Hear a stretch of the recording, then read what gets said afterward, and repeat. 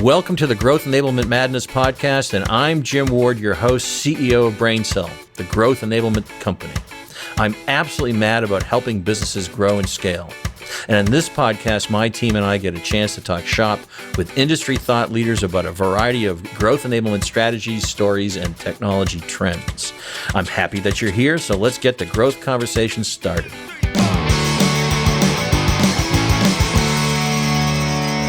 Hi, everybody. I'm Jim Ward, CEO of BrainCell. Well, first of all, we have Brian Anderson, who's always here as a sidekick, who's our content manager at BrainCell. Hi, Brian. I'm always in the Zoom meeting, it feels like. Yes, but you hi, are. hello. And I have a new co-host this episode, and that's Allie Lippman, who has just been promoted to account executive, who's wicked smart. So excited to be here. Hi. She's also a musician. So one of these times, maybe we'll get her to play something. And then today we have a guest who I've been very excited to have join us, Aaron Harris, who is CTO with Sage Software. And, well, we'll get there. But could you maybe, Aaron, say hi to the audience and tell us a little bit about yourself and your beautiful background? Yeah, sure. Hi, everybody. I'm Aaron Harris. I'm Sage's Chief Technology Officer. So it's my job to chart the future and build some of the technology that'll get us there. Yeah, I'm in Vermont today. This is was meant to be a getaway vacation home, but COVID has turned it into a quarantine home. So I've been pretty fortunate to have a nice, big, airy space to spend my quarantine time in. A little bit about me. I joke my resume is pretty short. I left Arthur Andersen, somewhat notorious or notable or whoever you want to frame it, accounting firm back in the late 90s, moved to Silicon Valley, helped to start Sage Intacct, where I was a CTO for 17 years. We sold the company to Sage 4 years ago, and here I am. And you were instrumental, because I met you originally before you were CTO of the full Sage corporate, which is around a $3 billion company, if I recall the numbers. But you were the Sage, or you were previous to Sage buying Intacct. You were part and parcel to the building out the Intacct product, weren't you? Yeah. So I was the first full-time developer on the Intacct product, and I was the CTO for. I used to joke that by the time we sold Intacct, I was the longest serving CTO of a private company in Silicon Valley. That's hilarious. Yeah. Well, it was one heck of an acquisition for Sage. I remember saying in the audience to say, take care of that asset, because it's really going to be the future, I think, for Sage. And now, can you tell me, as you know, maybe what you don't know, our focus is BrainCell. We're a growth enablement company.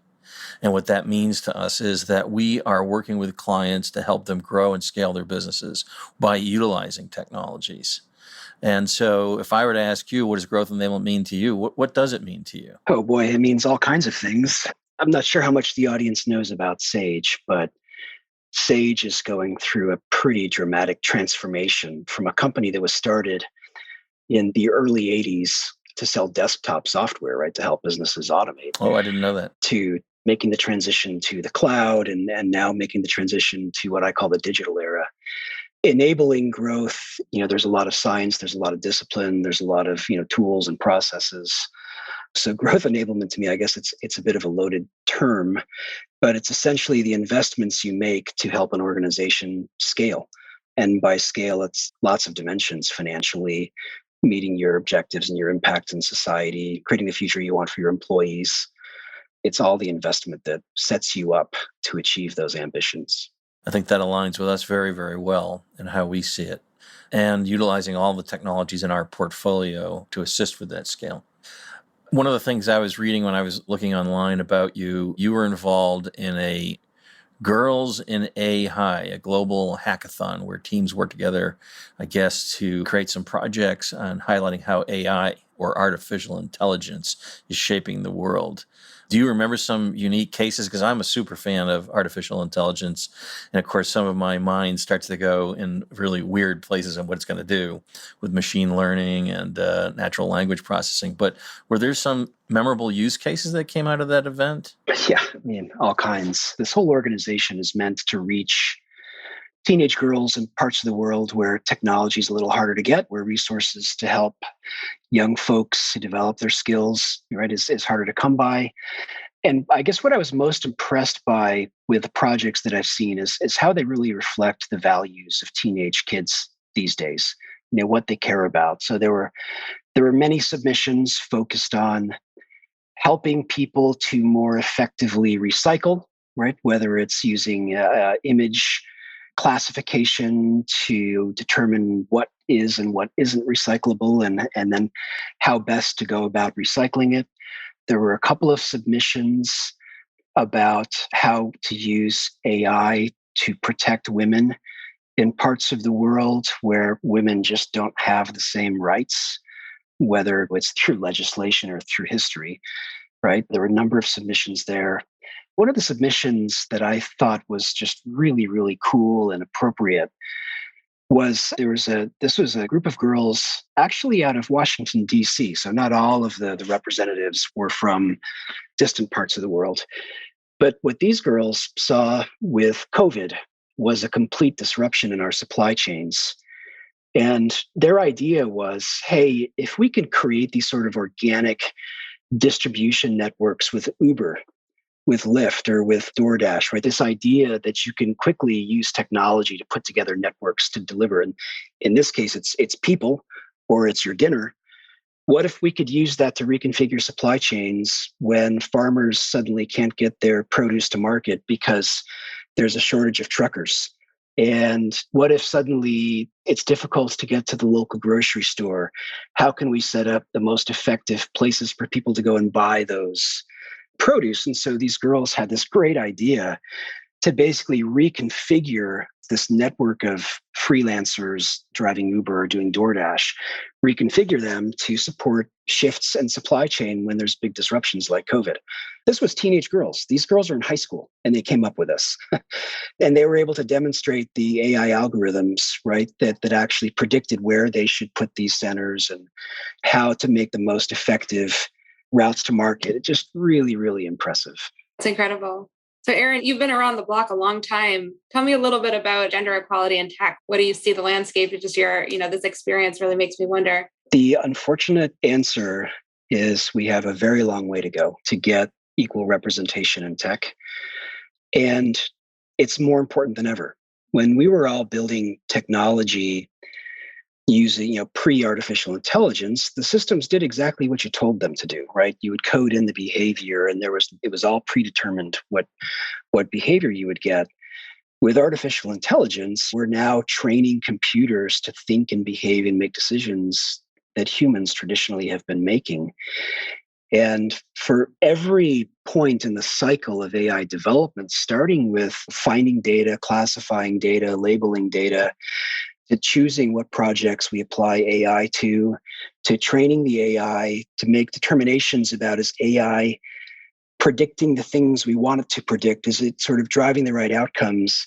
If we don't have a rich representation across gender, ethnicity, cultural background, we're only going to magnify the differences we have in society today, right? So it's imperative that we fix this problem. Yeah, I've read that AI reflects our biases. It magnifies them if we're not careful. There was a story about wasn't it like a Twitter, AI Twitter account that was basically reading Twitter comments and just turned into a big racist, misogynist robot? Yeah, that was a Microsoft experiment. They created an AI with its own Twitter account, and it was only trained on tweets and responses to tweets, and it quickly became incredibly racist and misogynistic, and they had to take it down. Oh my gosh. It was awful. Absolutely awful. I was thinking about, and I read something about, and it wasn't an artificial intelligence team necessarily, but it was an Afghanistan robotics team, women team that I guess with the changes in the landscape there in Afghanistan, their future is uncertain. Have you heard anything more about that group? Haven't, but one can only imagine that there are groups within Afghanistan that need our help, and we've got to find some way to support them. And I won't sit here and say that I've got any answers. I can only say that this is a problem that needs to be addressed. Well, I know that it's been about, how long has it been since you were named CTO of Sage overall? Little over 2 years now. 2 years. And over the last year, certainly during pandemic, what comes to mind? What have you learned there at Sage? Well, let's see. I think the first thing early on It was incredibly impressive to me how quickly people adopted to new ways of working. And it's not just engineers and technologists who are used to working remotely or used to using virtual tools. We had, I'm not sure what the number is, hundreds, if not thousands of support agents who are used to going into the office every day, who in less than a week, they were all working from home and supporting our customers. So the first thing that really struck me is just how resilient and flexible people are, and how something like COVID can bring people together in really positive ways. And we saw that for sure. Another thing, and this, I don't know, this may not sound believable when I say it. Companies, we always talk about, well, we do what's good for the customer. And it's true. We listen to our customers. We try to build products that they want. Sage was very determined to create a portfolio of cloud native products for our customers, because we really did. We know that everything's moving in that direction. Some things at different pace than others.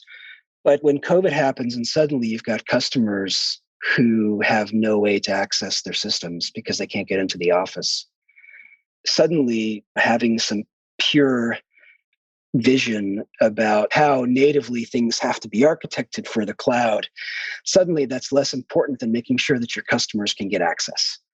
Right. So we increased our funding on some projects that help customers that are on tech that's a little bit harder to move to the cloud, to get them there quickly and cost effectively.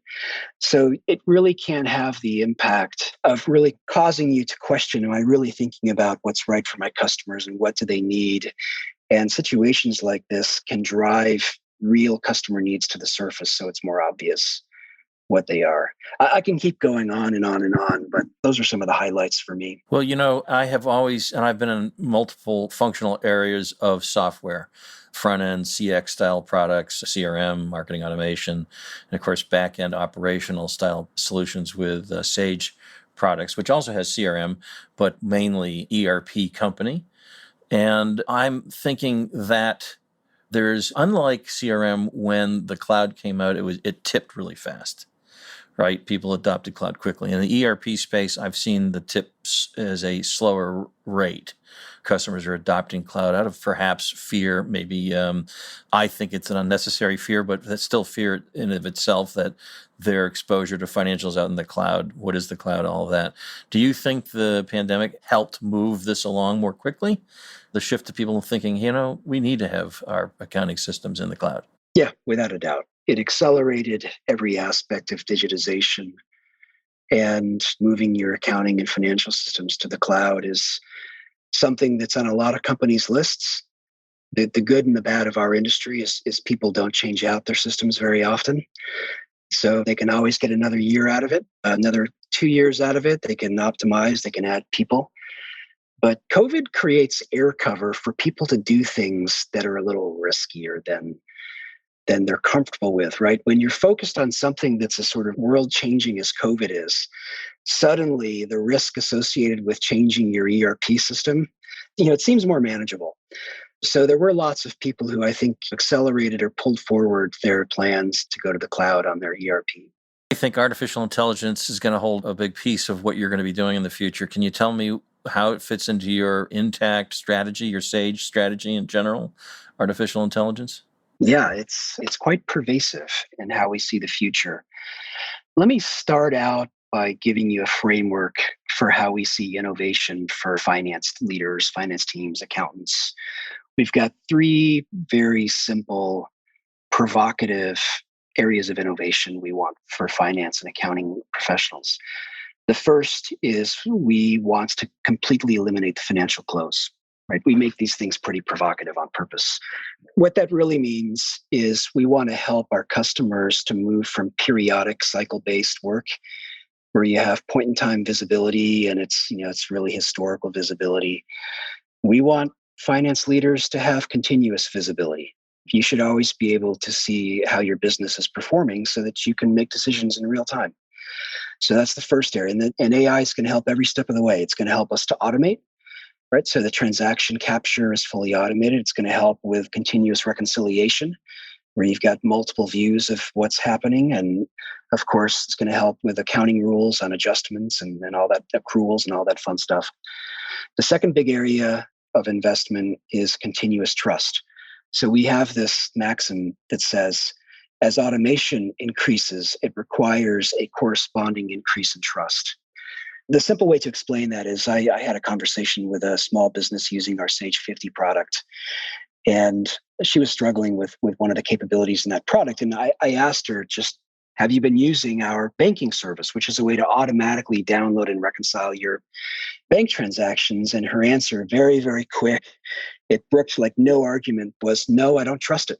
She's used to being able to, on her own, compare the bank statements to the ledger and tie it out. But I think more importantly, she's saying is that she's the one sort of signing her name on the line that says these things reconcile, these things tie out. And so it takes an amount of trust to hand that off to technology. So what we're trying to do is really manage that relationship, but we're also trying to show how technology can increase trust. So we've got a product that's been in market since February of this year called General Ledger Outlier Detection. It uses AI to build patterns in financial transactions. And then based on those patterns, it can spot anomalies. So if posts to your payroll account are typically 5 digits and suddenly you've got a 6-digit post to payroll, right? That's outside the range, and AI is going to flag that for extra human review. So we're starting off with these projects where you don't necessarily hand off responsibility to AI. We're actually showing you how AI can support you and increase your confidence in work. So automation, trust, right? Those two go hand in hand. And those two things together should free up accounting and finance teams to be more strategic, to look more to the future. So that's the third big area of investment, is using AI to help our customers to see the future. We call it continuous insights. So getting down to real reality, it's things like cash flow forecasting. One of the things that we've learned in our investments in this area is it's not so much is AI more accurate than a human at doing a forecast. I think what our customers have fed back to us is, as long as it's about approximate, if a human and AI is about equal, they're going to be happy. What's really important is that we can use AI to reforecast every day, right, on a continuous basis. So a company that only has the headcount to do their billing forecast once a quarter, and so therefore only once a quarter, they're going to know if they've got some disruption to cash flow. If I tell them, hey, we can have AI reforecast every single day, and it's going to be within about 0.5% of a human forecast, right? Suddenly it's game changing for them, right? They get much more warning when there's a change in the business that should cause a human to step in and make some decisions about how to react. So our audience needs to really think about this. It is game changing, right? It gives you the ability to be much more predictive with your business and decision making, and not have to have the number of humans, particularly for mid-market companies, that it would take to do that, of what you're suggesting, the recalculation of forecast. Ellie, I see a question on your lips. I don't know why I see that. No, it's true. I actually we're having such an interesting conversation about AI, but I want to kind of take a step sideways, because I know that you're a blockchain expert. I read that in your bio. And I wanted to ask you a two-pronged question, which is, what should accounting teams and finance teams be anticipating for decentralized finance? And second, very close to our hearts, I'm sure, what can we expect for the subscription economy? So I will start off by that came out of left field, huh? Jeez. Yeah. I've been dying. You know who's taking the podcast over next time. Let me correct the record first.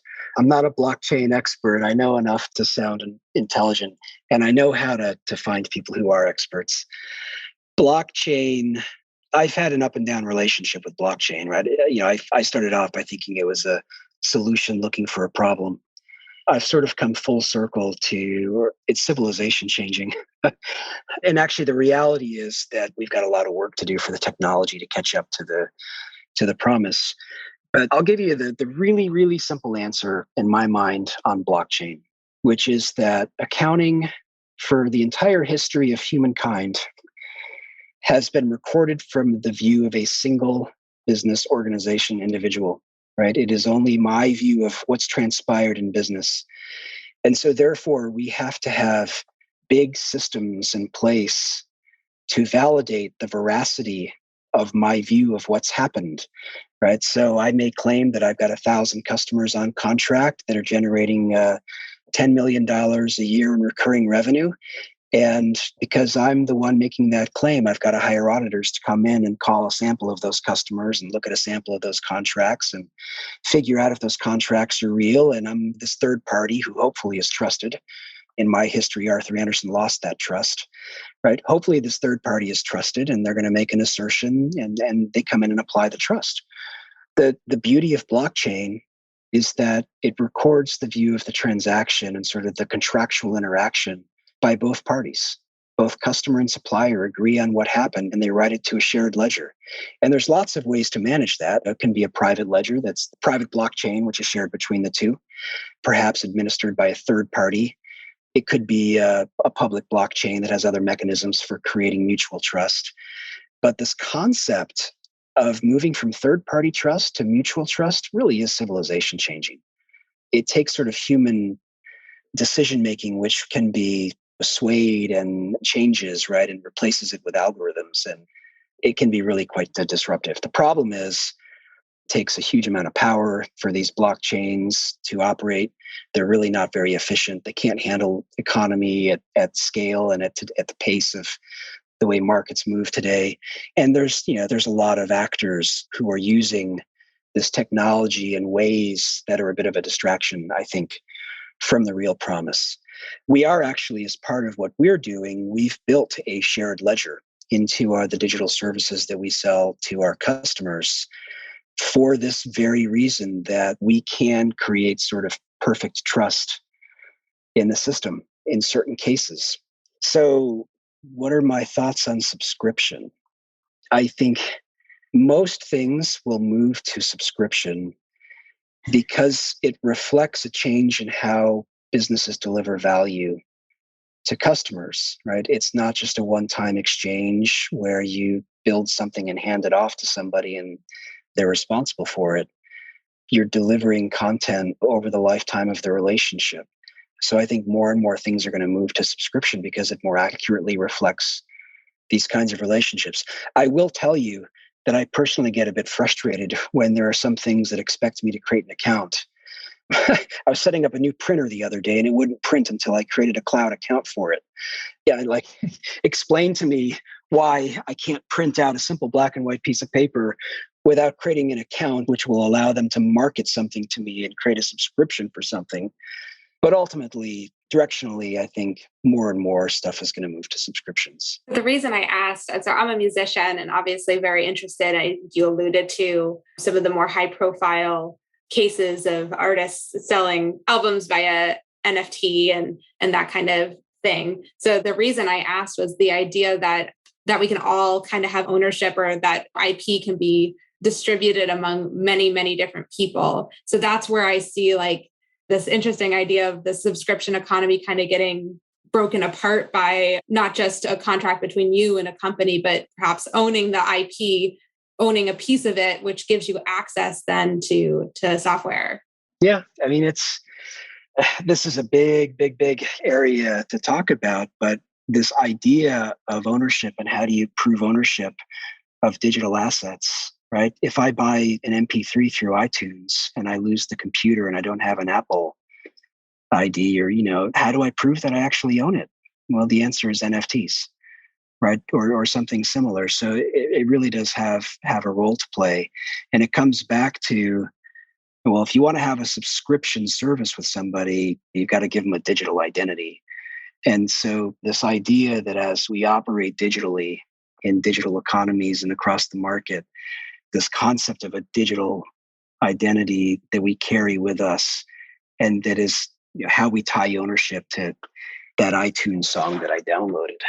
We're going to have to get really, really used to that. Great. So I think because blockchain is really the building blocks of cryptocurrency, and that's also very hot in the news, is Intact and the other Sage products, are they set up to kind of handle these types of currencies as businesses start to adopt them more readily? And you saw El Salvador picked up Bitcoin. Yeah, that's right. So the short answer is that products like Intact don't differentiate between fiat currency and digital currency. With Intact, we use a service called Oanda, which is kind of a recognized third-party publisher of rate information. And as long as we can get a translation, an exchange rate from Oanda for currency, then by all means, you can use it. The challenge is that a single Bitcoin is, mid 40,000 today. If you're going to use that for a small transaction, the digits of precision you need is pretty crazy. I guess there's two issues. The first is you're dealing with a whole different level of precision with digital currencies, and systems have to be able to support that.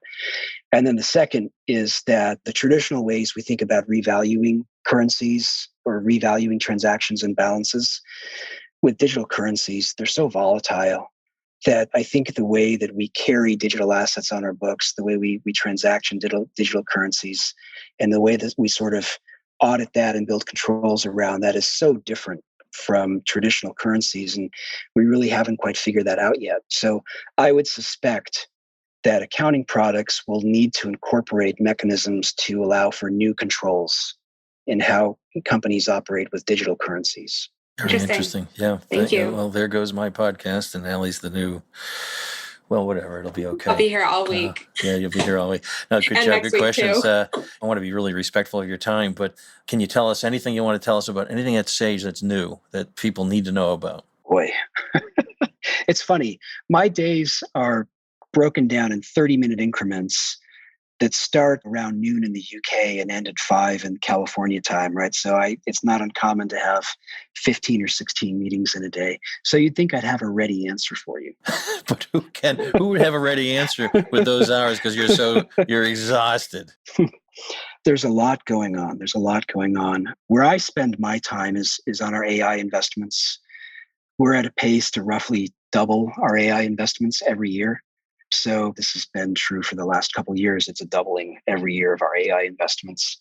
Some of it is organic, right? As we hire more data scientists and AI engineers, some of it's coming through acquisition. So one of the things I really want people to understand, I guess, about this is technology in general, but AI, I think, is the best example. We're not in the business of selling our customers technology, right? I'm never going to stand in front of an audience and sell our new AI, right, that you can use.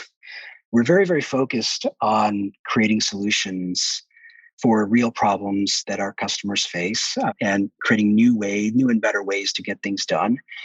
And technology is just a tool. And we like to think that we're pretty well connected with our customers and we have a lot of empathy for our customers. And so I guess what I'm clumsily trying to say here is, I guess if there's one thing I'd want the audience to take away, is that there's a really, really exciting future in the accounting industry if we can achieve some of these really provocative outcomes like eliminating the financial close.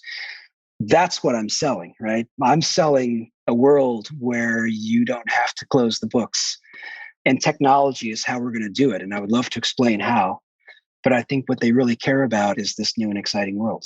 Yeah, and closing the books is scale. It's helping a company scale. It's right. It's reducing the need for certain repetitive tasks that humans might do. Is that fair? Yeah, absolutely. But we pair it. So we say we've got these two objectives: help customers to digitize their business and elevate human work. Exactly.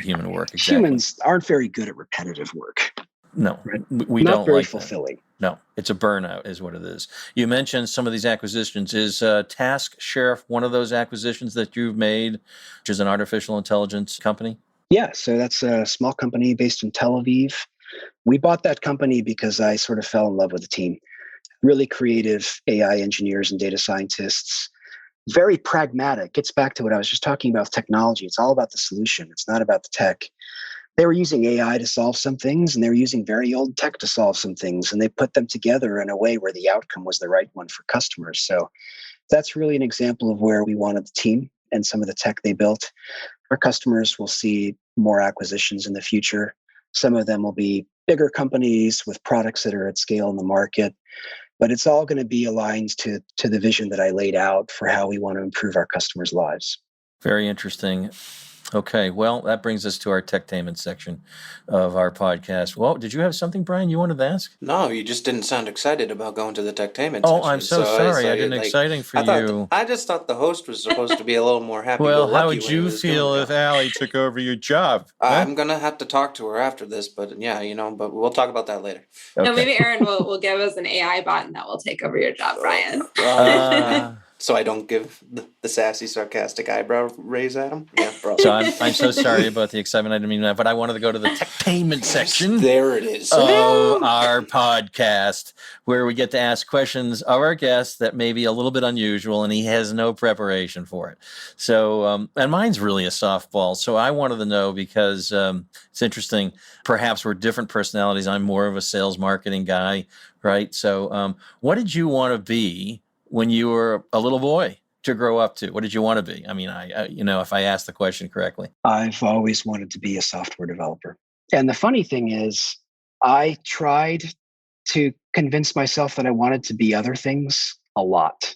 But I always came back to my first love, which is I love coding. When did you start coding? I got my first computer when I was 11 or 12, and I made my first money programming when I was 12 or 13. That's a wow, too. Yeah, unbelievable. Hey, I'm not that old. Well, no, I don't mean it that well. I mean, no. I am. I lose track. I mean, I forget how old I am sometimes. Don't but worry it was about a while ago. This was an 8-bit computer with 64 kilobytes of RAM. So wow, that's a wow too, because I remember. Yeah. By the way, they are working on technologies I was reading this weekend where we might be able to extend our lives by 50 years. Did you? I'm not sure you read that. As long as there's a corresponding increase in quality of life, I'll take it. Yes, and I guess it's where you actually are able to be younger.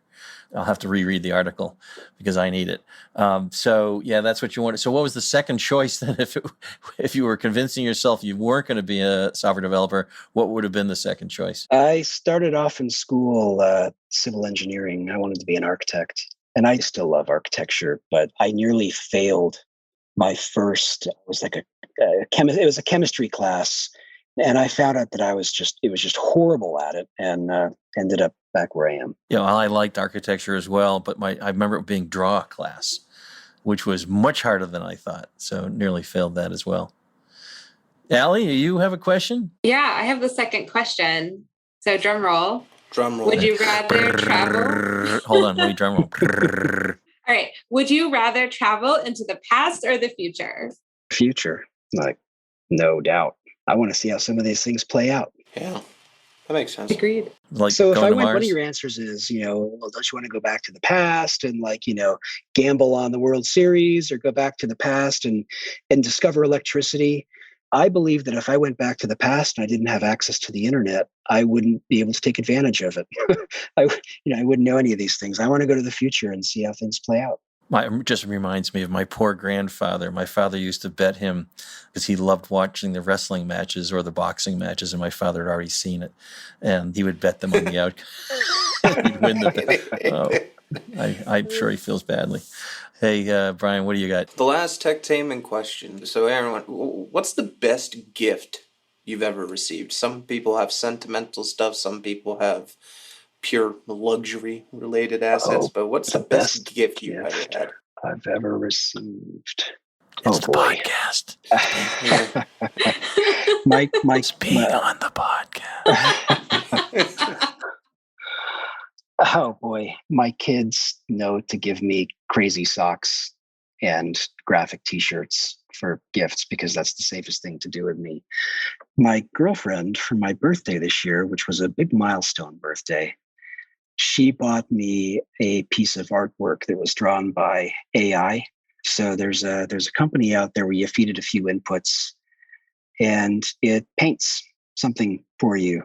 And I just thought that was really, really awesome. So, any gift that shows somebody, and right, that shows they care. Yeah, then it's like, it's not so much how much you spend; it's the effort to find the right thing, and that was a really cool gift. Yeah, I agree with you 100%. My wife of 32 years got me black socks.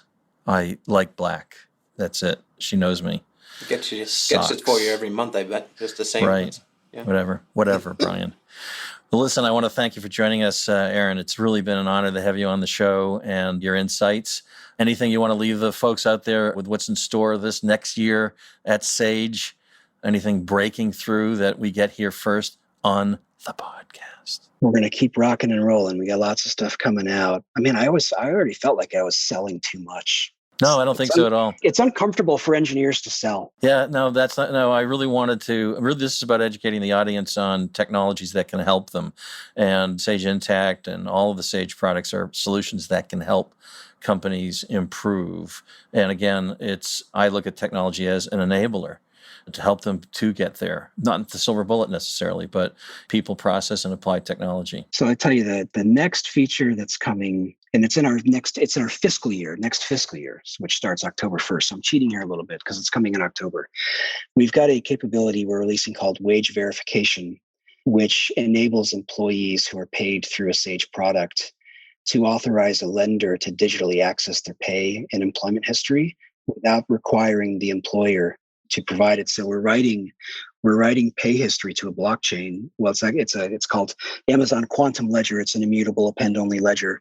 But essentially, once Of it's written course to it this, is. so once it's written to this ledger, the employee can now, and this is through a partnership with Experian, the employee can authorize a participating lender in this program with Experian to digitally access their pay history without having to involve their employer. And we think it represents a huge shift in how we think about data ownership and data rights, right? Suddenly the fact that the employee has full control to harness this data to get a loan or get a mortgage or whatever, I think it's game changing. And even if the feature itself is a little droll, it's a big change in the way we think about data and ownership and how we can use new technologies to enable that. Well, I think that's terrific. Thank you very much. And are we the first to know about this? No, Oh, sorry. Okay.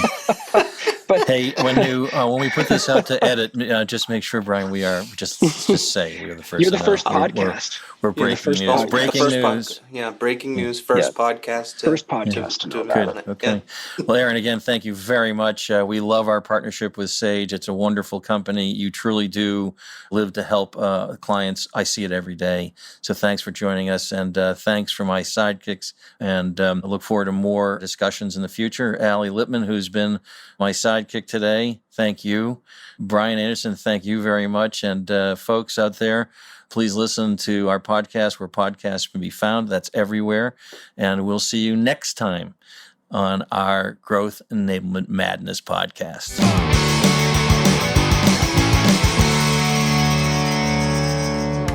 Thank you for listening to this episode of Growth Enablement Madness podcast. I also want to thank Divinio Podcast for this episode's production and distribution. Finally, thank you to Sam Ward for our musical introduction and outro. Be sure to check out all of our episodes wherever you listen to your podcasts, including Spotify, Apple Podcasts, Google Podcasts, and more. New episodes are available monthly and cover all important topics for growing and scaling your business.